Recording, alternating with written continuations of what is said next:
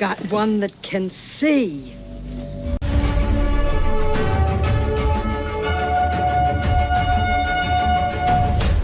Welcome to NTD News Today. I'm Kevin Hogan. Let's take a look at our top stories. The wait is on. Quick clarity with election results has been elusive in some places. States like Nevada and Arizona are still busy counting up votes in those critical elections. Mail-in ballots were a deciding factor in the Senate race in Pennsylvania. We have more on how many mail-in votes and how many in-person votes the two candidates got. President Biden cheering his party's wins in the midterms as the red wave turned out pink. What could slim majorities in Congress mean for the next 2 years? Here's something out of a spy novel. Members of one party funding what it views as the most extreme candidates of another party. That's what happened in this year's Republican primaries. Generation Z made a big turnout for Democrats in this year's midterms. We break down the numbers and get some analysis on why this is the case.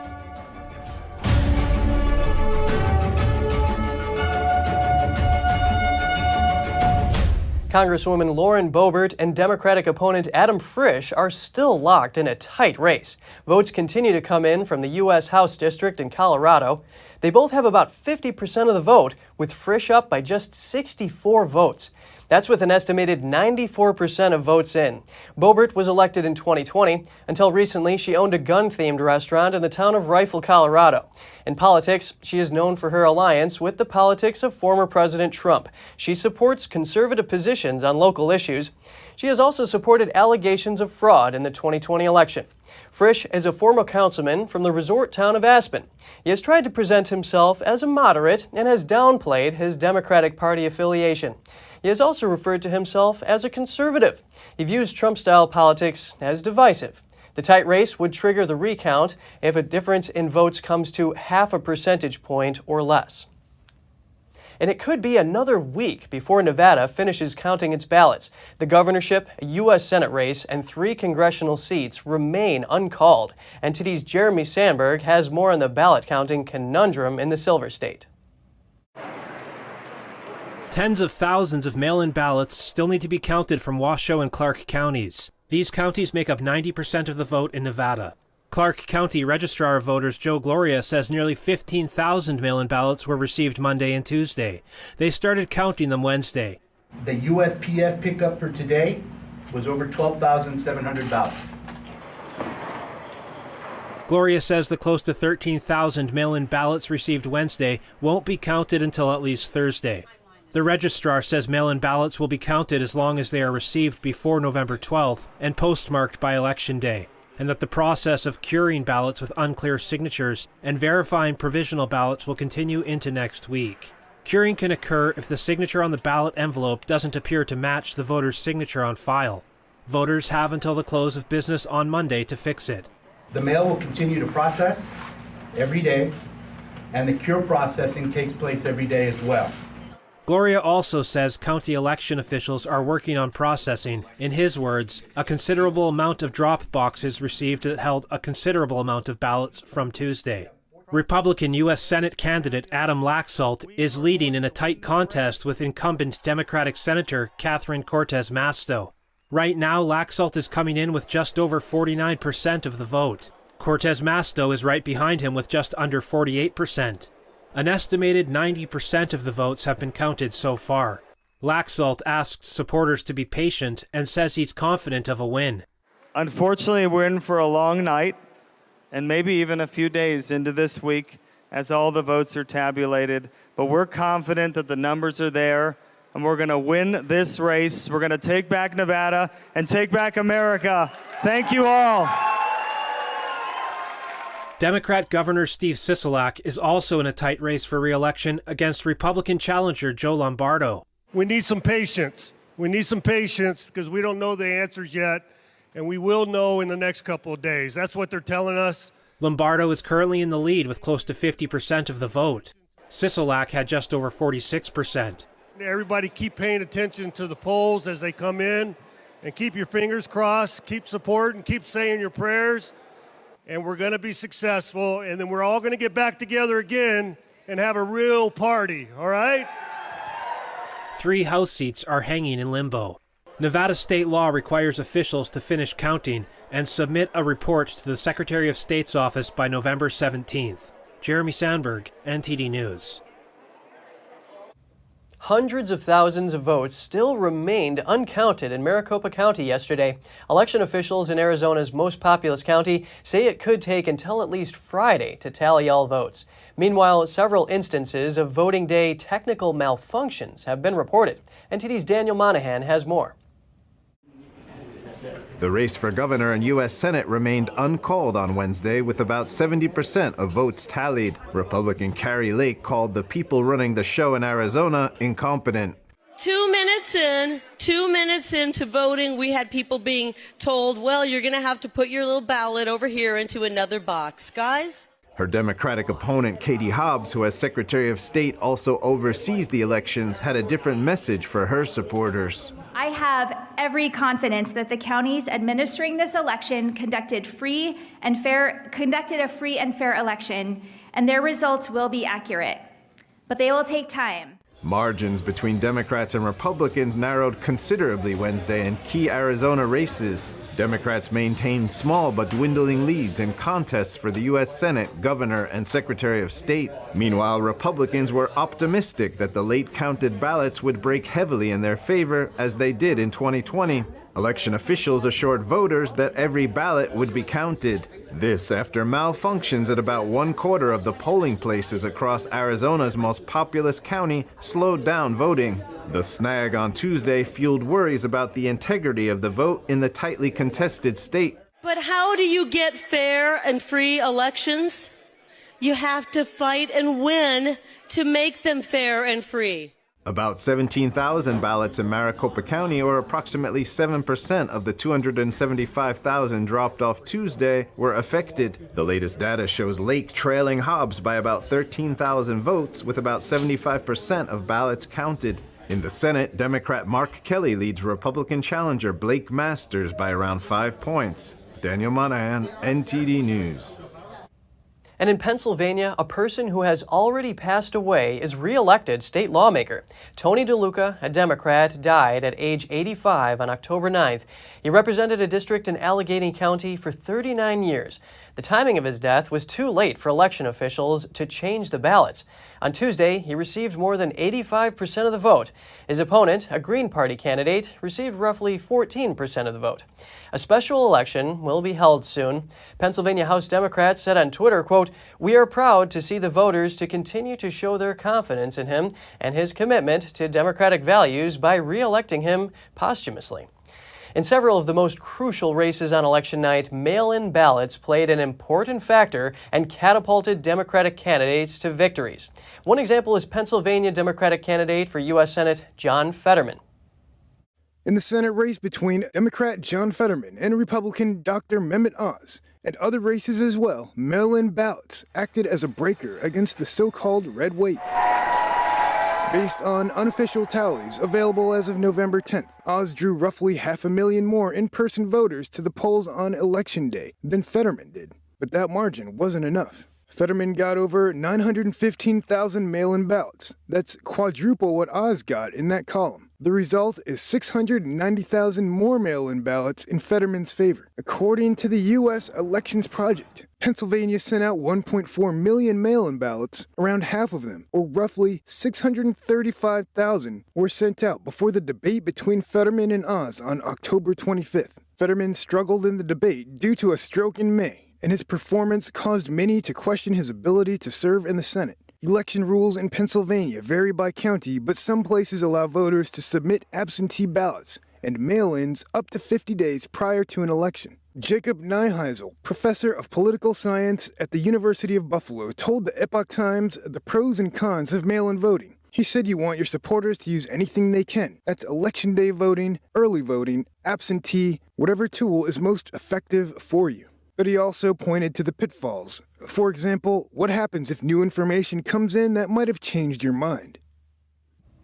President Biden is celebrating his party's midterm wins. He hailed Tuesday as a good day for democracy and for America. NTD's Jessica Beatty has more. President Biden Wednesday commented on how Republicans didn't do as well in the midterms as some polls had suggested. While the press and the pundits are predicting a giant red wave, it didn't happen. The GOP may be closing in on a slim majority in the House. The Senate is too close to call. In the end, it might be harder for Democrats to pass legislation. Biden said he's ready to work with a Republican-controlled Congress. Regardless of what the final tally in these elections show, and there's still some counting going on, I'm prepared to work with my Republican colleagues. The American people have made clear, I think, that they expect Republicans to be prepared to work with me as well. But once questions started, Biden said he would do nothing differently moving forward. So what are the ramifications of the red wave turning out pink? Narrow congressional majorities can favor more moderate viewpoints. Political professor Nathaniel Burkhead from Kansas State University says the modest gains for Republicans could be seen as a win for Biden. I think that Biden will look at this result and say, hey, we did okay, I should run again. Biden Wednesday said he needs to talk to his family before deciding to run again in 2024. He said an announcement would probably come early next year. Professor Burkhead says abortion may have boosted voter turnout for Democrats after the Supreme Court handed the issue back to the states. I think you can't overstate the impact of abortion. I think that's the first thing for the Democrats, is that voters really are animated by those issues. Burkhead also commented on Florida Governor Ron DeSantis' big win Tuesday. He says the DeSantis-Trump dynamic will be one to watch in 2024. I think that DeSantis has not positioned himself yet to be the sort of the heir apparent to the Trump wave. But I think that we should expect to see him position himself just that way coming forward. Jessica Beatty, NTD News. House Speaker Nancy Pelosi, will she stick around or is she likely to retire? Different experts have different opinions, especially after the midterms and the attack on her husband. Multiple Democratic sources from the U.S. House reportedly told Fox News that Nancy Pelosi wasn't ready to retire yet. They say that's even more so after the attack on her husband, which some reportedly said they think it motivated her even more to stay. Pelosi told CNN that the attack on her husband will affect her decision about her political future. A senior fellow at the R Street Institute told Fox News members of Congress, and especially members of Congress in the upper echelons, are almost a different breed of people. In that scenario, an attack on one's spouse could steal your nerve and say, you know what, I'm going to show them, I'm going to stick around. A House Democratic aide told the outlet that there are multiple other candidates who appear to be preparing for a bid for the leadership. Wallner reportedly said it might be hard for Pelosi to win leadership if she chooses to try. A former advisor to former President Bill Clinton told Fox that he thinks whether Pelosi stays or not depends on whether Democrats win the House. If the Dems lose the House, as they are likely to do, I don't think she would stay on in leadership, as that would be a step down. She would then make a graceful exit and celebrate a successful term. Pelosi reportedly left for a climate summit in Egypt on Wednesday without announcing any future plans. A risky Democrat strategy to spend millions of dollars elevating more conservative Republican candidates appears to have paid off. This as Democratic nominees defeated them in several races across the country. NTD's Daniel Monahan has the story. Critics within the Democratic Party warned about ad campaigns backing candidates who echoed former President Donald Trump's claims about the 2020 election. They said it could help elect the people Democrats claimed posed a serious threat to democracy. But supporters of the controversial move saw it differently. They thought boosting these candidates over more moderate Republicans in the primaries would bear fruit. They gambled that it would make their opponents easier to beat on Election Day. And it appears the plan paid off. All 8 Democratic candidates who benefited from the strategy were projected to win their races as of yesterday morning. In New Hampshire, Senator Maggie Hassan easily defeated Republican Don Bolduc. Bolduc was the beneficiary of around $3 million from a Democrat PAC during the Republican primary. Democrats also defended 2 competitive congressional seats in New Hampshire and picked up 1 in Michigan. All their candidates held wide leads over Trump-backed Republicans. And Democratic gubernatorial candidates in 4 states, Pennsylvania, Michigan, Maryland, and Illinois, also dispatched of Republican candidates relatively easily after running ads in the Republican primaries earlier this year. However, Republicans did make gains in swing states and deep blue states. In New York, in the 2018 midterms, Democrat Andrew Cuomo won against the GOP nominee Mark Molinaro by a margin of 24%. By contrast, in 2022, incumbent Governor Kathy Hochul, a Democrat, was ahead 53% to Republican challenger Lee Zeldin with 47%. Meanwhile, in Florida in 2018, Republican Governor Ron DeSantis won against Democrat Andrew Gillum by 0.4%. In the 2022 midterms, with 99% reporting, DeSantis was ahead with 60% compared to Democrat challenger Charlie Crist's 40%. Daniel Monahan, NTD News. Now we zoom in on the impact young voters had on the midterm election. President Biden hailed this age group, attributing some of their success to them. And others are saying young voters made the difference and stifled what some were expecting to be a red wave. We get some analysis on this demographic from our next guest. Joining us now is Barrington Martin II, a former Democratic congressional candidate and host of the Barrington Report. Great speaking with you today, Barrington. Glad to be here. The Center for Information and Research on Civic Learning and Engagement at Tufts, or CIRCLE, analyzed Edison Research National Election Poll exit poll. It found that about 2/3 of young voters went with Democratic candidates, while only about 1/3 voted Republican. Can you explain why this is? Well, absolutely. Well, for the last few years, the left, specifically Democrats, they rule culture. They run media. They run music. They run movies. I've actually seen with many type of Democratic candidates, specifically Stacey Abrams here in Georgia, you had a lot of movie stars come out in support for her, even though they don't live in Georgia. So that goes to show that Democrats, or the left specifically, have been ruling the culture, and in turns, the younger generation are deeply influenced by the culture. And so this is why we see the Democratic turnout from a younger generation, specifically Gen Z. So Barrington, you mentioned culture and music. How is it that the Democrats are able to control the culture, as you're saying? Well, just to be honest and to be very frank, conservatism just isn't sexy. It's uncool. A lot of conservatives love to, delve into the statistics and the facts, and sure that this is important, but what we see within the discourse in our society now is that the left have totally removed the facts, and they continue placing the emphasis on feelings. And so if you can tell narratives and tell stories, or just any type of rhetoric that allows people to feel, what ends up happening is you're going to persuade them to whatever ideology that you may have. And this is what the left has done perfectly. And it seems that the GOP or the right will not get out of their own way and understand that they have to fight fire with fire, or better, fight fire with water.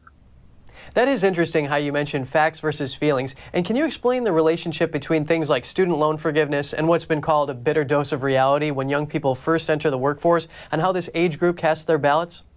Absolutely. So basically, the left has influenced the younger generation to believe in these pie in the sky type ideologies that everyone's going to win, everyone's equal, and that everything is going to be okay. And that no matter what mistakes you make, it's going to be all right because daddy government is going to be there to save you. And that's not the case at all. So you see the left make these promises and make these total utopian type ideals to the younger generation, and in turn, as they get older, that they see that these were all lies meant to influence them for their vote. And I think that we have to get past this notion of wanting to feel good and just respect the facts for what they are and move accordingly towards those things. And Barrington, what advice do you have to young voters or voters more broadly? Honestly, I think that you have to understand that the world is hard. I think you have to understand that if you want to be free, or you truly want to live a lifestyle of freedom, that understand that failure is going to happen. However, if you remain persistent and you remain true to your values and true to your core laurels, everything will be fine. And just don't get so far deep into ideology. Get into the facts and get into the reality of the real world that you exist in. Very good analysis. Barrington Martin II, host of the Barrington Report. It was a pleasure speaking with you today. Thank you so much. You have a great day, sir. Coming up, South Carolina lawmakers can't agree on an abortion ban. The state's House and Senate want different degrees of restriction, and the legislative term is about to end. And Tropical Storm Nicole is wrecking travel plans. Hundreds of flights were canceled. The storm made landfall in Florida this morning. Get the details in just a minute here on NTD News.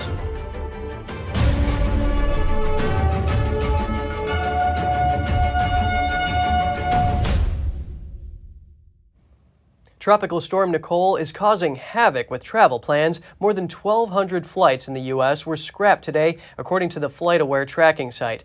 This comes after more than 900 flights were canceled Wednesday, with the most planes being grounded at Orlando International Airport. Thursday's cancellations came after Nicole made landfall in Florida near Vero Beach as a Category 1 hurricane. Its winds were 75 miles per hour at the time. However, Nicole has since weakened back down to a tropical storm status. People heading to the airport over the next day or so should keep close watch on their airlines to see if they will need to adjust their plans. And speaking of extreme weather, NASA has sent a new storm monitoring satellite into space. The launch was a joint mission with the National Oceanic and Atmospheric Administration. An Atlas V rocket carried the new weather satellite into orbit. It lifted off from the Vandenberg Space Force Base in California and will now circle the Earth. It's part of a system of interconnected satellites focused on weather forecasting and climate monitoring. Mission officials said it's the latest technology, and so it will improve the precision of data from the atmosphere, oceans, and land. The launch rocket was also equipped with a data recorder and an aeroshell. That's a device used to protect heavy spacecraft descending into the atmosphere. It hit the ocean east of Hawaii and was recovered by boat. In other news, South Carolina lawmakers can't agree on measures to prevent abortions. The state's House and Senate want a new ban on abortions, but each to different degrees. I announced this morning that while I did not think that the Senate had the votes to adopt a conference report, that we would certainly be willing to come back together, reconvene the conference committee to try to come up with something else. Let's keep talking. Let's see if we can come up with an idea. Maybe we can get there. I made that announcement during the conference committee this morning, so the fact that we reconvened 35 minutes ago was no surprise to anybody. The House members just decided to go home. After a dozen meetings and sessions over the summer and fall, South Carolina still hasn't passed a stronger abortion law. Senators rejected a House-backed proposal, and House members didn't return for another meeting to work out a compromise. A number of Republicans called for South Carolina to ban almost all abortions after the U.S. Supreme Court overturned Roe v. Wade. But the House wants a near-total abortion ban, and the Senate wants to tweak the current law to create a ban after the first 6 weeks of pregnancy. The state's General Assembly session ends Sunday. That means everything resets, and all bills must start from the beginning of the legislative process in January. A U.S. Navy nuclear engineer and his wife have learned their fate. That's after trying to sell information about nuclear-powered warships. The couple pleaded guilty to the charge of conspiring to sell classified information to a foreign country. The 44-year-old Jonathan Toby of Annapolis, Maryland, was sentenced to more than 19 years in prison. His wife, Diana Toby, got more than 21 years. Prosecutors said the couple went to great lengths to hide encrypted SD cards at dead drop locations.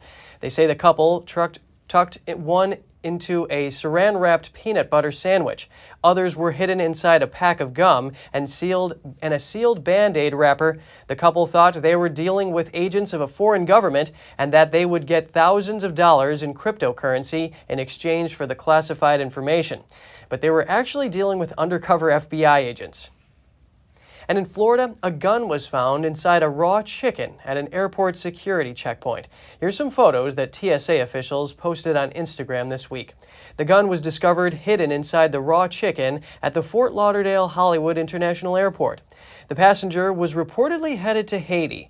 A record number of guns have been discovered at Florida airport checkpoints this year, more than 700 so far. The fine for getting caught with a gun at an airport checkpoint can be costly, even if the passenger is not arrested. TSA says civil penalties can reach nearly $14,000. The agency says firearms must be packed in checked luggage and outlines specific rules related to guns and ammunition on its website. A freight railroad strike has been avoided again, at least for now. The third largest railroad union in the U.S. was prepared to strike as soon as November 20th. A strike by any rail union would shut down America's major freight railroads. That's because all other rail unions would honor the picket lines. But for all four major railroad unions they announced yesterday, they've agreed to coordinate the date on which they could potentially strike, and that would be early December. Two unions rejected the tentative agreements reached with the railroads in September, mostly over the lack of paid sick time in the contracts. 30% of America's freight moves by rail, so a shutdown could cause more economic problems. Congress could act to avoid a strike, and lawmakers are due to return from recess next week. The U.S. Centers for Disease Control and Prevention is warning about a listeria outbreak linked to deli meat and cheese. The agency is investigating 16 reported listeria cases in 6 states: California, Illinois, Maryland, Massachusetts, New Jersey, and New York. A pregnant woman lost her baby, and another person died. At least 13 others received treatment at hospitals. The agency says most of the 6 people reported eating meat or cheese from deli counters, where spiced deli meat is often kept in open packages. Investigators are working to identify which specific products and delis are a risk. And some Latin American nations are taking a new approach to prison overcrowding.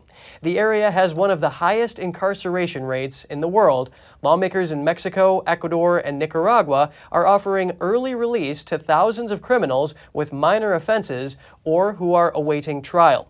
In Cuba and Venezuela, lawbreakers and regime offenders are not only being released, many are exiled. Consequently, U.S. security analysts and legislators are voicing concerns. With security forces overwhelmed at America's southern border, some say the door is wide open to those with a criminal past and no incentives to stay home. Illegal immigrant arrests at the U.S. southern border were at a record 2 million for the 2022 fiscal year. And still to come, the German government blocks the sale of 2 semiconductor chip makers to Chinese investors. The decision was made on national security grounds. And South Korea identifies a North Korean missile that landed near its shores as a Soviet-era projectile. We'll have the details for you in just a minute.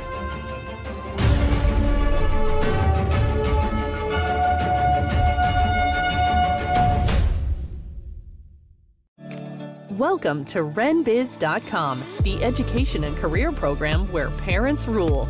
We replace public schools and universities. We are for ages 6 to 100. Never any big student loans with us. You graduate with a traditional diploma, a university degree, and your own family business. Adults returning to obtain better careers. Parents looking for better academic and career opportunities for their kids. At Business Occasion, you spend 50% of your time on traditional education and 50% on business education, including setting up your own family business. Learning is in your small, in-person pods of 6 to 10 students. At Renaissance Business Occasion, aka RenBiz.com, graduation means you have a degree and your own family business. Like education always should have been, a transition to getting a career.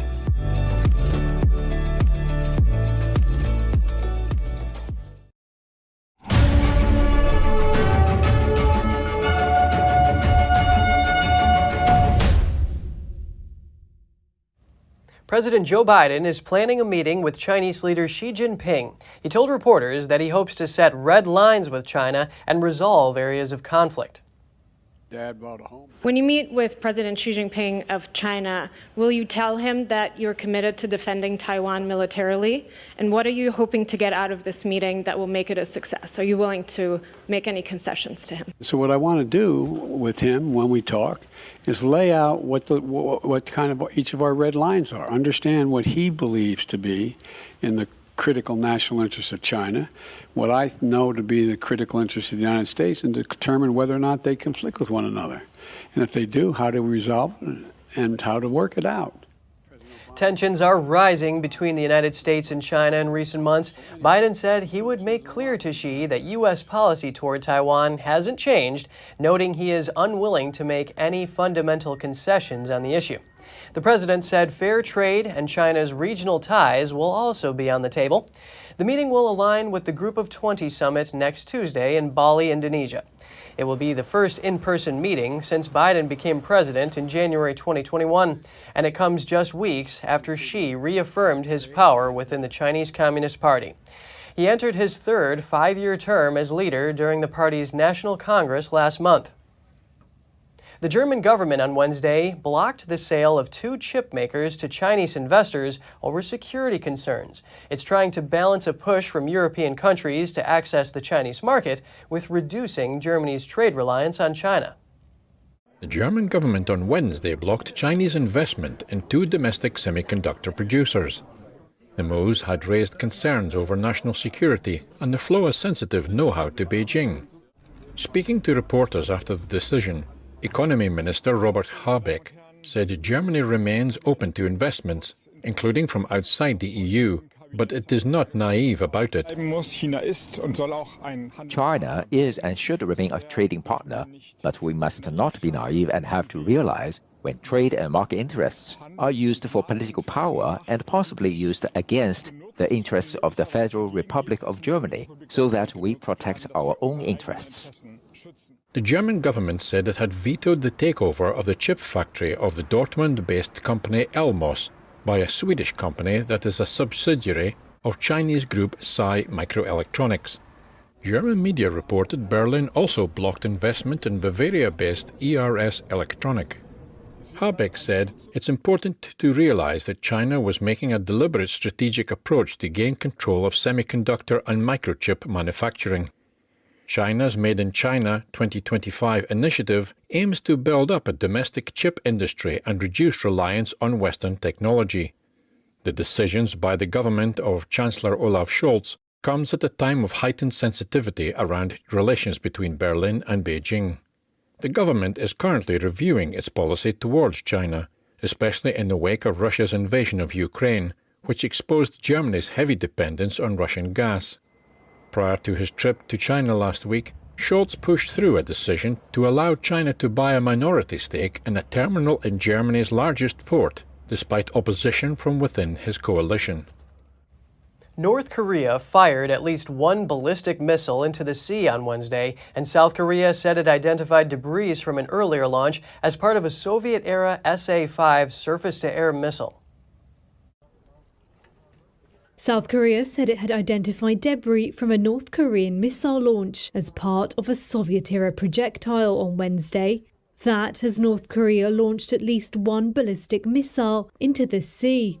Analysis by neighbouring South Korea said the debris, which it believes came from a launch last week, belonged to an SA-5 anti-aircraft missile, citing its appearance and features.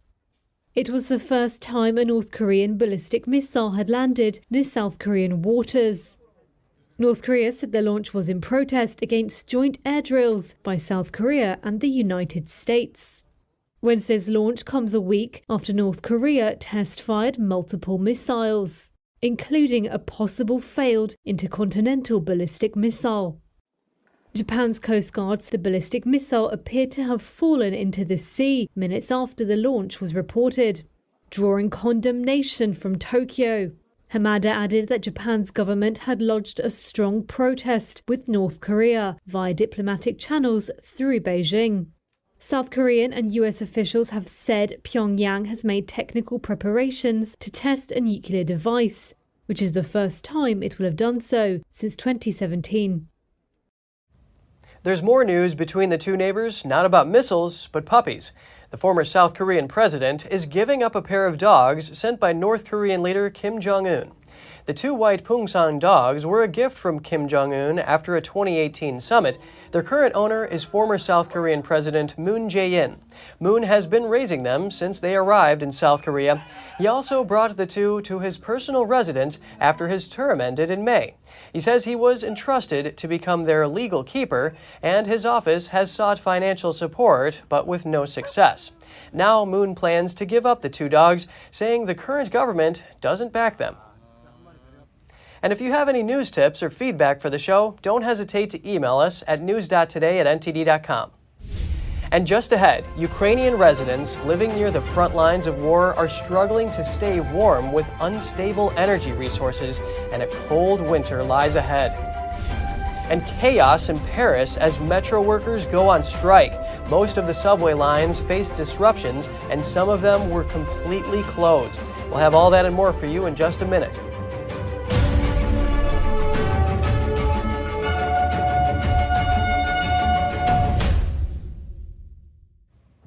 Ukrainians in Kyiv are skeptical about Russia's latest move. They question the intention behind Russia's retreat from Kherson. A Russian defense minister ordered his troops to withdraw from Kherson yesterday. They've taken up defensive lines on the opposite bank of the nearby river. An advisor to the Ukrainian president said Russia wanted to turn Kherson into a city of death by mining everything from apartments to sewers. Many echoed his views and anticipate the Russians could shell the city from over the other side of the river. Kherson is the only regional capital seized by President Putin's troops since the war began. The Russian retreat follows weeks of Ukrainian advances towards the city. It's potentially a huge blow to Russia's military campaign. After 8 months of war, Ukrainian villagers living near the front lines are preparing for their next battle, a winter with no gas or electricity. As Russia targets Ukraine's energy infrastructure, Ukrainians are finding ways to cope. After 8 months of war, residents in the Ukrainian village of Hulyaya Pole are preparing for their next battle, the approaching winter. Hulyaya Pole is located in the Zaporizhia region, which Russia says it has annexed. The village has been hit by shelling. Russian forces have not occupied the village, but conditions are tough and there is no electricity. Local resident 60-year-old Natalia now lives in a basement with some of her neighbours. Although cramped, she says the basement has helped them survive. This is where they sleep. With so much infrastructure hammered by Russian airstrikes, the cold and snow has been long feared in the war. Aid workers have provided wood stoves before winter, when temperatures often plunge far below freezing. Fresh water is provided by the fire brigade or is drawn from a local well. Villagers do have gas, but Natalia says they have to save it. Ukraine's President Volodymyr Zelensky has warned that more than 4.5 million are already without power. Energy providers have implemented rolling blackouts to prevent an overload, whilst they race to carry out essential repairs. Serhiy Batalov is a gas repair worker. He has been carrying out works in a village located around 3 miles from the Kherson front line. Residents in the village say they had no gas for around 3 months. We work under different conditions, including under shelling, Serhiy says. He just tries to do it as fast and as efficiently as he can. Soldiers from NATO countries are wrapping up in military drills in central Romania. U.S. forces participated. It's part of Justice Sword exercises that started October 27th and will end on Friday. Romanian, U.S., Dutch, and French forces participated in the drills. Around 1,200 soldiers were involved and conducted operations using armored personnel carriers, tanks, heavy cannons, missiles, and drones. Romania has been a NATO member since 2004. A land force of up to 4,000 troops, led by France, is present in Romania. The head of NATO pledged to defend the country last month when Romania's prime minister visited NATO's headquarters. The NATO allies stepped up military attention to its eastern flank in response to Russia's war in Ukraine. And over in France, metro workers in Paris are on strike, causing serious travel disruptions to commuters and visitors. A third of subway lines are completely closed, and most other lines were working only at peak hours. The Paris public transit system has around 12 million daily users. The public transport operator is urging people to work from home or postpone their trips. The CGT union has called on workers nationwide to walk off the job. They are pushing for higher wages and protesting against planned pension reforms. But other unions have not joined in. Similar calls over the past weeks failed to gather much traction. The walkout comes in a tense political climate and amid spiraling inflation. And tens of thousands of British nurses will go on strike for the first time over demands for better pay. This, as Prime Minister Rishi Sunak is already feeling the pressure of an economic crisis. The Royal College of Nurses, or RCN, says that nurses at the majority of state-run National Health Service hospitals have voted to strike. The action threatens major disruption in an already strained healthcare system. NHS nurses have seen their salaries cut by up to 20% in real terms over the last 10 years. The strike will come as the NHS faces its worst ever staffing crisis while it is still recovering from the hit to services during the COVID pandemic. The National Health Service is now dealing with a record 7 million patients on waiting lists for hospital treatment. Accident and emergency departments are also under strain. And just ahead, art dealers from around the world gather at the Louvre in France. Countless ancient treasures are on display from countries around the world. And in France, craftsmen are cleaning the windows of the Notre Dame Cathedral. The delicate operation is the latest step after a fire damaged the landmark in 2019. Stay tuned for more on that when we return.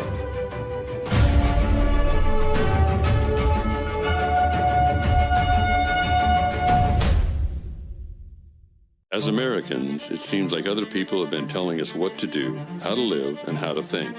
But that's not how we founded the greatest nation on earth. During times of powerlessness, we found power.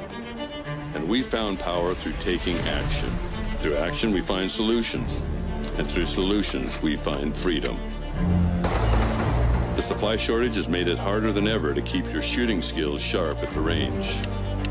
Introducing Strikeman, a laser firearm training system that allows you to practice your shooting skills at home without wasting a dime on ammo. Using our laser cartridge, target, phone mount, and award-winning phone app, become a proficient shooter in under 2 weeks. Create training templates with firearm drills, and get live feedback with progress tracking on your shot accuracy and shot times. Beat personal records and compete with friends and family to crown the best shooter in the group. Put the power back in your hands with Strikeman.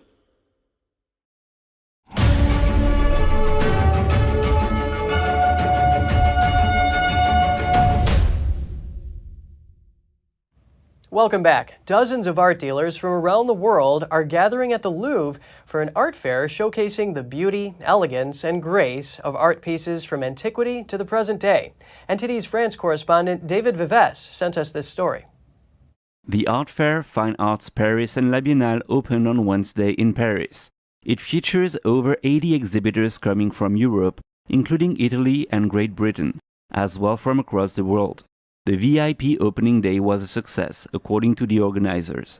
So we're happy to have a normal fair, if we can say, a fair without any restrictions. And we can see that dealers and also collectors, amateurs, all the visitors are very happy to be back. The fair showcases original creations rarely seen by the public, such as this beautiful floating set tiara made from precious stone by Chinese craftswoman Jie Feng.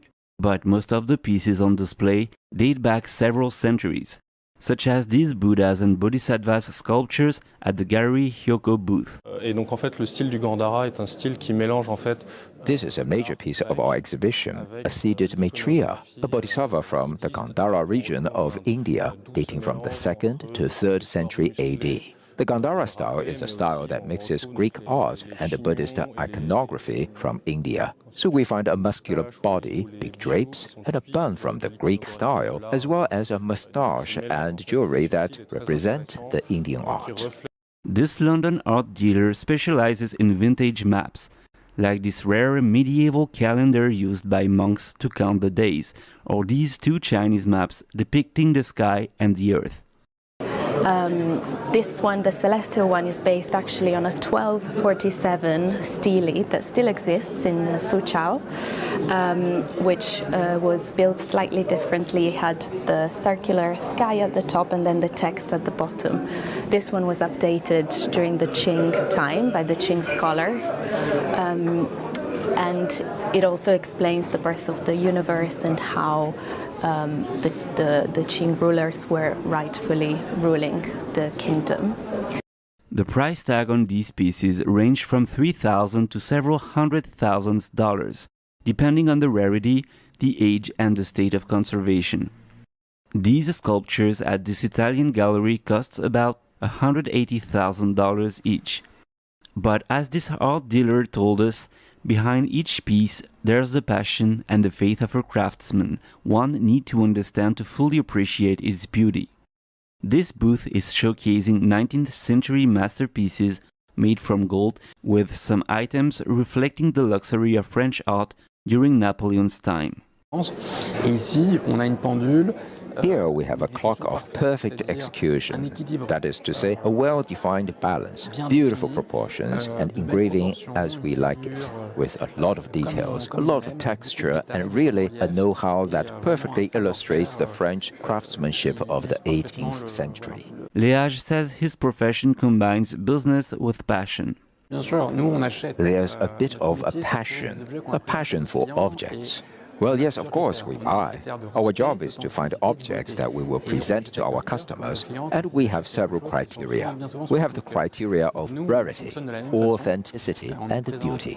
We buy with a heart like a customer. When they buy something, it's often, very often, on a whim. So we work in the same way. We sort out what is the most beautiful, what is the most rare, and of course, what is authentic. And then there is our taste. Each dealer has a different taste, and indeed, as an antique dealer, we are happy to offer our selections. The art fair at the Carrousel du Louvre will run until November 13th. David Vives, NTD News, Paris. The Notre Dame Cathedral in Paris is getting a window washing. NTD's Andrew Thomas has the latest on the efforts to restore the building after the 2019 fire. 8 glass manufacturers from France have begun the painstaking operation to clean and restore 39 windows in the medieval cathedral. A master glassmaker explains the importance of the stained glass. Master glassmakers of every age engaged in creating a secret space through light. In the Middle Ages, Cilician Friar Vitello thought of stained glass windows as a medium that transformed physical light into divine light. So stained glass windows are here to sculpt the light of a cathedral and accompany its architecture. The glass cleaning process involves gently rubbing the surface with cotton soaked in water and ethanol. It's a delicate and repetitive process, but it's the safest way to clean grime without damaging the window. This is a major cleaning phase to wash off both the dirt from the fire and the dirt resulting from human breath, as well as candy dirt. So you can put the windows back into place and restore full brightness to Notre Dame. The cathedral has been closed for restoration since April 2019, after a fire gutted its roof and sent the spire crashing down. The aim is to reopen the cathedral by 2024, when France hosts the Olympic Games.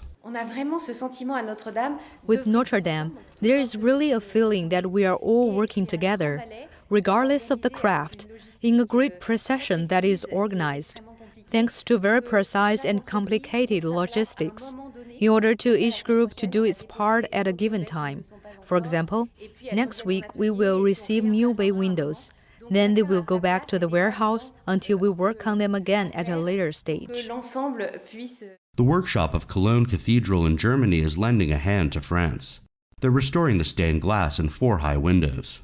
Notre Dame's stained glass windows were designed by architect Eugène Viollet-le-Duc. He also designed the 315-foot spire. Andrew Thomas, NTD News. Italian authorities have discovered 24 well-preserved bronze statues in an ancient thermal spring. They're calling it one of the most significant finds ever in the Mediterranean. The statues are estimated to be 2,300 years old and were used to adorn a sanctuary before they were immersed in thermal waters in a kind of ritual. Experts say the find will rewrite history by shedding new light on the end of the Etruscan civilization and the expansion of the Roman Empire. This period was marked by war and conflict, and yet the bronze statues show evidence that Etruscan and Roman families prayed together, with the statues bearing both Etruscan and Latin inscriptions. The pieces were discovered in a hilltop town about 100 miles north of Rome as part of an archaeological dig among ancient ruins. The Italian Culture Ministry announced the construction of a new museum in the area to house the statues.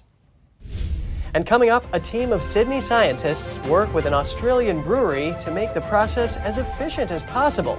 Bars around Sydney are already showing interest. Details to come on NTD News Today.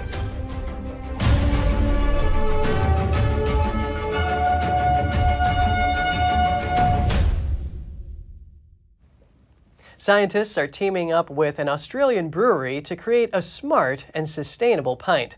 NTD's Andrew Thomas has the details on the brainy brewing process.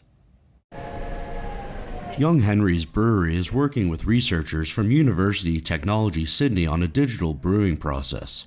The experiments aim to recover energy lost during boiling. To fully utilize those raw ingredients, one needs more water, time, and energy for reprocessing. So you see that really precise automation is the key to sustainable industry. According to researchers, the breweries in the study could save between 15 and 130 tons of greenhouse gases annually. If you want to reduce water usage, if you want to maximize the amount of heat, for example, that you recover, if you want to try to brew a beer that's maybe carbon neutral or carbon negative, you can look at ways to do that with the information that we gather. Richard Adamson is the co-founder of Young Henry's. He says the computerized processes at his brewery are the next revolution in manufacturing, often described as Industry 4.0. It's all about adopting computers, automation, and machine learning. There's a lot of talk about Industry 4.0, and that really means integrating things like AI and the Internet of Things and getting these machines talking to each other to reduce the sort of mundane tasks, I guess, that people have to do, but also to provide the operators with more data so they can do their job more efficiently. The new brewing method is still being perfected, but bars around Sydney are already showing interest. Hopefully it makes us sell more beer. I think it's always good when any larger company is trying to lead in an economic way. I think it's going to be beneficial for everyone. Young Henry's is also looking into biogases, co-generated electricity, and extending their current use of solar energy. Andrew Thomas, NTD News. Is having a sharp brain in youth and in the senior years as simple as eating the right foods? And are these foods easy to get? Here's Gina Marie, who brings us Strong Mind and Body.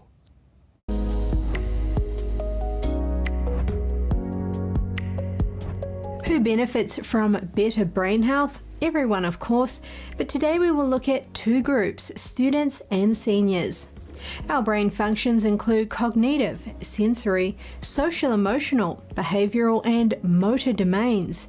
This allows people to realize their full potential over the course of their lives. Students are our future. They need assistance to stay in school and thrive academically. Seniors spent decades accumulating experience and wisdom. Their brains need preserving and maintenance. So what do researchers recommend we eat? They've identified the best foods that deliver quality and quantity of nutrients. Almonds. Almonds are great for memory boost.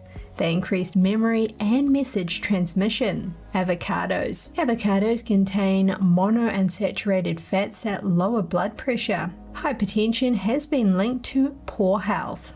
Beets. Beets promote better blood flow to the brain thanks to nitrates. Their nutrients improve memory and decision making. Blueberries. Blueberries are packed with anthocyanins. These are plant compounds that deliver antioxidant and anti-inflammatory benefits. They help to prevent neurodegenerative diseases. Eggs. Eggs contain choline, tiny nutrients for neurotransmission involving memory and mood. They are also rich in B vitamins and play a significant role in brain health. Green tea.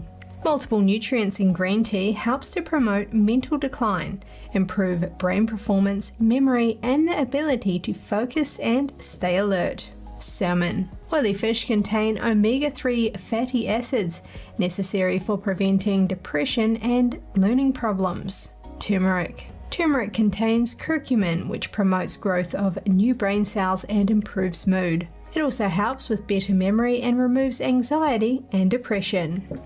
And finally, walnuts. Walnuts contain omega-3 fatty acids, which are healthy fats for the brain. They also have vitamin E, which helps to prevent deterioration of cognitive abilities.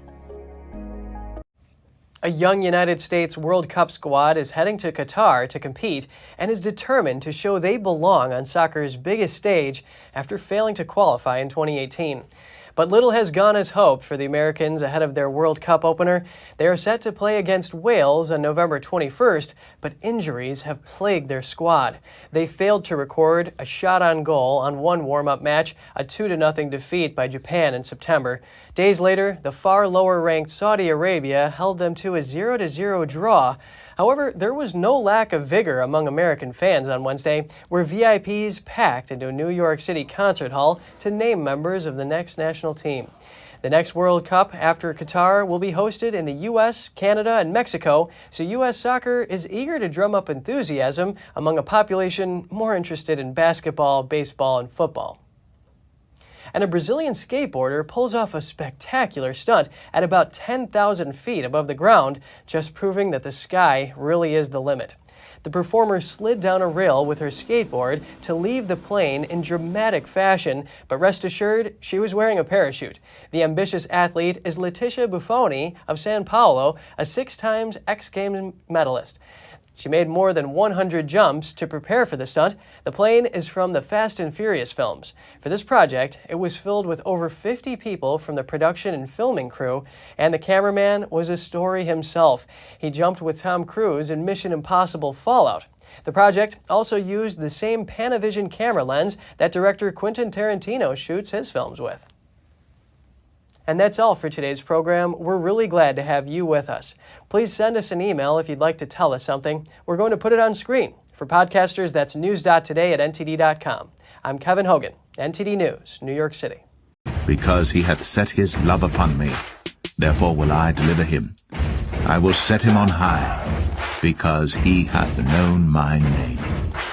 He shall call upon me, and I will answer him. I will be with him in trouble. I will deliver him and honor him. With long life will I satisfy him and show him my salvation.